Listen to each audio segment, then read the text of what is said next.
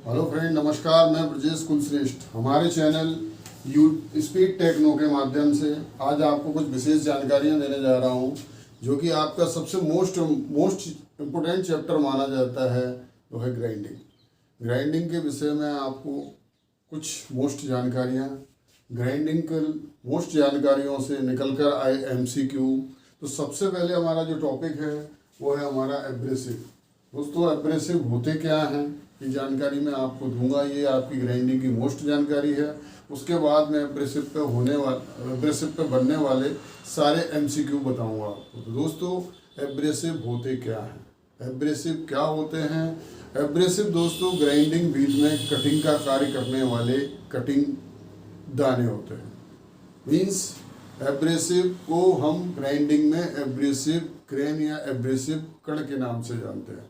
Abrasive कण किसे कहते हैं? वैसे दोस्तों, एब्रेसिव एक हार्ड और चिमड़ा पदार्थ होता है जो हमें खानों से खुदाई करने पर प्राप्त होता है, लेकिन हम बात कर रहे हैं एब्रेसिव कण की। आज हम बात करेंगे एब्रेसिव कण की, एब्रेसिव कण पर बनने वाले MCQ की। तो दोस्तों, एब्रेसिव खानों से मिलने वाला एक हार्ड और चिमड़ा पदार्थ होता है। जब हम उस पदार्थ को क्रश करते हैं, तोड़ते हैं, तो वो छोटे छोटे कणों में विभाजित होता है। इन छोटे छोटे कणों को हम एब्रेसिव कण के नाम से जानते हैं। दोस्तों, ये वही कण है जो ग्राइंडिंग व्हील में, जो ग्राइंडिंग की क्रिया में जॉब की कटाई का कार्य करते हैं। ग्राइंडिंग व्हील में कटिंग एज का निर्माण जो करते हैं वही एब्रेसिव कण होते हैं, और ग्राइंडिंग क्रिया करते समय धातु की जो कटाई करते हैं वही एब्रेसिव कण होते हैं। तो दोस्तों, ये थी हमारी एब्रेसिव की एक छोटी सी जानकारी कि एब्रेसिव होते क्या हैं, एब्रेसिव कण बनते कैसे हैं और एब्रेसिव कण होते क्या हैं। आज मैं आपको उन्हीं कणों के ऊपर कुछ MCQ देने जा रहा हूँ। तो दोस्तों, पहला हमारा क्वेश्चन जो आपसे लगातार पेपर में पूछे जाते हैं वो इस प्रकार से हैं कि ग्राइंडिंग व्हील में कटिंग का कार्य कौन करता है। दोस्तों, जैसे अभी मैंने आपने वीडियो की स्टार्टिंग में आपको बताया था कि ग्राइंडिंग व्हील में कटिंग का कार्य जो करते हैं उन्हें एब्रेसिव कण कहते हैं। ग्राइंडिंग मशीन पर धातु की कटाई करने का जो कार्य करते हैं उन्हें एब्रेसिव कण कहते हैं। तो दोस्तों, ये क्वेश्चन किसी भी रूप में पूछा जा सकता है, ग्राइंडिंग क्रिया करते समय कटाई का कार्य कौन करता है। जब भी हमारा आंसर आता है एब्रेसिव कण, और या फिर आपसे इस प्रकार से पूछ सकते हैं कि ग्राइंडिंग व्हील में कटिंग का कार्य कौन करता है, जब भी हमारा आंसर आता है एब्रेसिव कण। तो एब्रेसिव कण वही कण है जो ग्राइंडिंग व्हील में कटिंग एज का कार्य करते हैं। एब्रेसिव कण वही कण है जो ग्राइंडिंग मशीन पर जॉब की कटाई का कार्य करते हैं। तो पहले का आंसर हमारा कहा कि ग्राइंडिंग व्हील में कटिंग का कार्य कौन करता है, तो ग्राइंडिंग व्हील में कटिंग का कार्य करते हैं एब्रेसिव कण। सेकेंड क्वेश्चन है हमारा, यही एब्रेसिव कणों को कैटेगरी में बांटा जाता है। कुछ एब्रेसिव कण हार्ड धातुओं की घिसाई करते हैं या कटाई करते हैं, कुछ एब्रेसिव कण नरम धातु की घिसाई करते हैं या कटाई करते हैं। तो नेक्स्ट क्वेश्चन उसी पर आधारित है कि हाई टेंसाइल स्ट्रेंथ वाली धातुओं की ग्राइंडिंग के लिए प्रयोग एब्रेसिव हैं। तो दोस्तों, हाई टेंसाइल स्ट्रेंथ वाली धातुएं वे धातुएं होती हैं जिनमें टेंसाइल स्ट्रेंथ बहुत अधिक होती है। कहने का मतलब, हाई टेंसाइल स्ट्रेंथ वाली धातुओं की ग्राइंडिंग के लिए किस एब्रेसिव कण का इस्तेमाल करते हैं? तो दोस्तों, हाई टेंसाइल स्ट्रेंथ वाली धातुओं को घिसने के लिए हम या कटाई करने के लिए हम एल्यूमिनियम ऑक्साइड नाम के एब्रेसिव का यूज करते हैं। अब आप सोच रहे होंगे एल्यूमिनियम ऑक्साइड नाम का एब्रेसिव कौन सा होता है? तो दोस्तों, एब्रेसिव दो प्रकार के होते हैं। एक डायरेक्ट प्रकृति से जो प्राप्त होते हैं उन्हें प्राकृतिक के नाम से जानते हैं। दूसरे जो एब्रेसिव होते हैं वो आर्टिफिशियल होते हैं, जिन्हें हम तैयार करते हैं। तो दोस्तों, जनरली जो व्हील में कटिंग का कार्य करते हैं वो हमारे आर्टिफिशियल एब्रेसिव का ज़्यादा इस्तेमाल किया जाता है। उनमें पहला एब्रेसिव होता है एल्यूमिनियम ऑक्साइड, दूसरा एब्रेसिव होता है सिलिकॉन कार्बाइड। तो दोस्तों, दूसरा क्वेश्चन है हमारा, हाई टेंसाइल स्ट्रेंथ वाली धातुओं की ग्राइंडिंग के लिए प्रयोग किए जाने वाले एब्रेसिव का वर्णन कीजिए या बताइए। तो दोस्तों, इसका आंसर है खा aluminium oxide. Aluminium oxide abrasive का जो यूज किया जाता है वो हाई टेंसाइल स्ट्रेंथ वाली धातुओं को ग्राइंड करने के लिए किया जाता है। थर्ड क्वेश्चन है, क्वेश्चन नंबर 3 इसी पर आधारित है कि लो टेंसाइल स्ट्रेंथ वाली धातुओं के लिए प्रयुक्त एब्रेसिव का नाम बताइए। जब हार्ड का हमें पता है कि हार्ड के लिए एल्यूमिनियम ऑक्साइड का यूज किया जाता है, तो फिर लो टेंसाइल स्ट्रेंथ वाली धातुओं के लिए किसका यूज करें?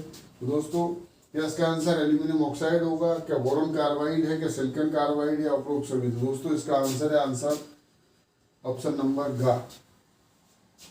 क्वेश्चन नंबर 3 का ऑप्शन गा सिलिकॉन कार्बाइड। तो लो टेंसाइल स्ट्रेंथ वाली धातुओं की कटिंग करने के लिए, ग्राइंडिंग करने के लिए हम सिलिकॉन कार्बाइड का इस्तेमाल करते हैं। नेक्स्ट क्वेश्चन है question number 4, abrasive grain size का दूसरा नाम क्या है? दोस्तों ये अभी लेटेस्ट पूछा गया था, लेटेस्ट पेपर में आया था, अभी कुछ समय पहले जो पेपर हुए उनमें ये क्वेश्चन पूछा गया था कि ग्रेन साइज को दूसरे किस नाम से जाना जाता है। तो दोस्तों एब्रेसिव कणों को दो ही नाम दिए गए हैं, या तो उनको ग्रेन साइज कहते हैं या उनको ग्रिड साइज कहते हैं। तो जब हमसे पूछा जाता है कि एब्रेसिव ग्रेन का दूसरा नाम क्या है, तो हम इसका जवाब देते हैं कि एब्रेसिव ग्रेन का जो दूसरा नाम है वो है abrasive grid size. Grain size को हम ग्रिड साइज के नाम से जानते हैं। दोस्तों इसे हिंदी में गेहूं के दाने के नाम से भी जाना जाता है। नेक्स्ट क्वेश्चन है फ्रेंड क्वेश्चन नंबर 5 कि 20 नंबर गेहूं का दाना या ग्रेन साइज व्यक्त होता है। तो ग्रेन साइज को हमने 4 कैटेगरी में बांटा है, ग्रिड साइज को हमने 4 कैटेगरी में बांटा है। उसमें पहली कैटेगरी है हमारी कोर्स ग्रेन। कोर्स ग्रेन में हमारे 6 नंबर के ग्रेन साइज हैं। उसके बाद है मीडियम ग्रेन, फिर है फाइन ग्रेन, फिर है वेरी फाइन ग्रेन। तो दोस्तों जो 20 नंबर गेहूं का दाना या ग्रेन साइज जो व्यक्त किया जाता है, क्या वो कोर्स ग्रेन साइज से व्यक्त किया जाता है, मीडियम ग्रेन साइज से व्यक्त किया जाता है, या फाइन या वेरी फाइन से व्यक्त किया जाता है? दोस्तों इसका आंसर है हमारा कोर्स ग्रेन। हमारे 20 नंबर का जो गेहूं का दाना है उसे हम कोर्स ग्रेन के नाम से जानते हैं। दोस्तों नेक्स्ट क्वेश्चन है क्वेश्चन नंबर 6 कि ग्रेन साइज का निर्धारण कितनी दूरी में किया जाता है? हम ग्रेन साइज का जो निर्धारण करते हैं कि ये कोर्स बोले, इसे फाइन बोले, वेरी फाइन बोले, या तो कैसे बताएं हम कि ये कोर्स है, ये कोर्स ग्रेन साइज है, ये मीडियम ग्रेन साइज है, ये फाइन ग्रेन साइज है, ये वेरी फाइन ग्रेन साइज है? तो दोस्तों उसके लिए एक दूरी निर्धारण की गई है कि हम कितनी दूरी में इनके कणों का चयन करें। तो वो दूरी क्या प्रति वर्ग सेंटीमीटर होती है, प्रति वर्ग इंच होती है, प्रति वर्ग मिलीमीटर होती है? वो दूरी कितनी है जिसमें हम कणों की संख्या गिनकर ये डिसाइड कर सकें कि ये कोर्स ग्रेन का व्हील है, मीडियम ग्रेन का व्हील है, फाइन ग्रेन का व्हील है, वेरी फाइन का व्हील है? तो दोस्तों ग्रेन साइज का निर्धारण कितनी दूरी में किया जाता है? इसका आंसर है प्रति वर्ग इंच। दोस्तों ये लेटेस्ट आंसर है, लेटेस्ट क्वेश्चन अभी कुछ दिन पहले ही पूछा गया था कि जब भी हम कणों का निर्धारण करते हैं, कणों के लिए दूरी कितनी लें, कितना स्पेस रखें कणों में, एक दूसरे से कण कम पास रहेंगे, दूर या ज़्यादा दूर रहेंगे, तो उसके लिए हम कणों का निर्धारण करते हैं ग्रेन साइज में। तो ग्रेन साइज में कणों का जो निर्धारण किया जाता है उसके लिए दूरी जो रखी जाती है वो है ऑप्शन नंबर फर्स्ट का कि प्रति वर्ग इंच।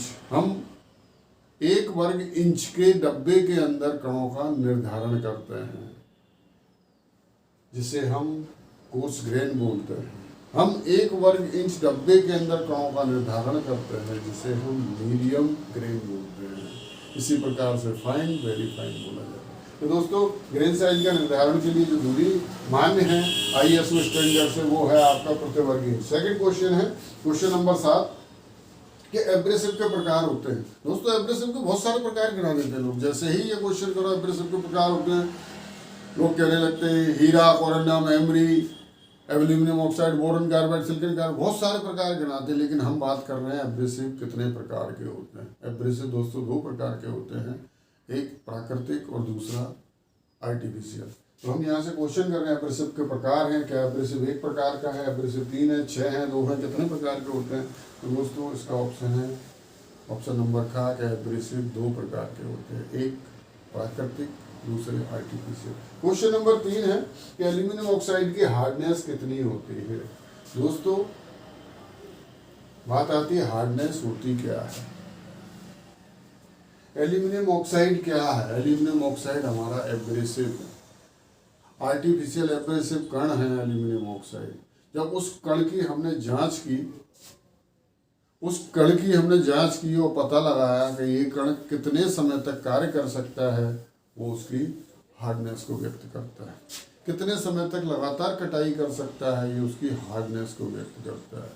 ये नरम धातु को काटेगा या हार्ड धातु को काटेगा, ये उसकी हार्डनेस से व्यक्त होता है। तो दोस्तों एल्यूमिनियम ऑक्साइड की हार्डनेस क्या होती है? क्या एल्यूमिनियम ऑक्साइड की हार्डनेस 9 है? क्या एल्यूमिनियम ऑक्साइड की हार्डनेस 9.8 है, 9.6 है या 10 है? तो दोस्तों हार्डनेस नंबरों में व्यक्त की जाती है, इसलिए हमने यहाँ नंबर दिए हैं आपको।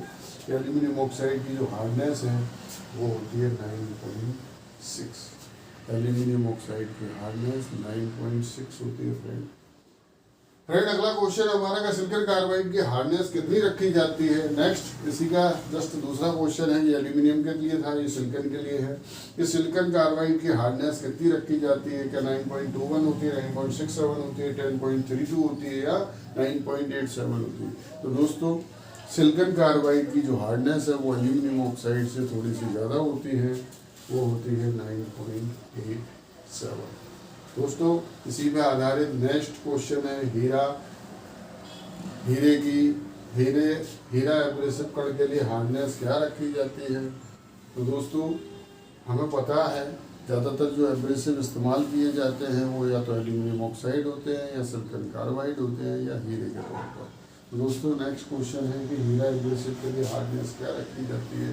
क्या 9.5 होती है या 10 होती है या 9.67 होती है या 9.8 होती है? दोस्तों फिर से बोलता हूँ मैं आपसे कि हार्डनेस नंबरों में व्यक्त की जाती है। हार्डनेस को व्यक्त करने के लिए आपके न्यूमेरिकल नंबर यूज़ किए जाते हैं। तो दोस्तों हीरे की जो हार्डनेस है वो होती है 10। तो हमारा क्वेश्चन नंबर 10 का आंसर है का 10। हीरे की हार्डनेस 10 नंबर से व्यक्त की जाती है। तो दोस्तों आज का हमारा जो टॉपिक था वो ग्राइंडिंग था, और ग्राइंडिंग में भी जो मुख्य था टॉपिक वो था एब्रेसिव। एब्रेसिव को लेके हमने आपको कुछ MCQ बताए दोस्तों। ये MCQ आपके DRDO से संबंधित पेपर के लिए काफ़ी ज़्यादा फायदेमंद होने वाले हैं। तो दोस्तों अगर आपको हमारे द्वारा बताए गए ग्राइंडिंग के एब्रेसिव MCQ पसंद आए हों तो हमारे चैनल को ज़्यादा से ज़्यादा शेयर करें दोस्तों, लाइक करें, सब्सक्राइब जरूर करें, जिससे हम अगला वीडियो आपके सामने लाएं और लगातार ऐसे ही हम आपको मोटिवेट करने के लिए लगातार वीडियो देते रहें। धन्यवाद दोस्तों।